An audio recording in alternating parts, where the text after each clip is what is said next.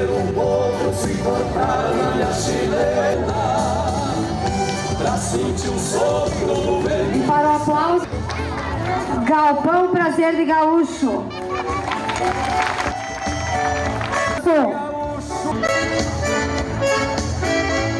Uso uma bombacha larga com feitio do melhor pano e um 30 ao correr. Fundado-se na sede de ensaio. É o centro comunitário do bairro Alvorada, na região sul da cidade. O seu atual patrão é Paulo Andrade. O lema dessa entidade é olhar o jovem para enxergar o futuro.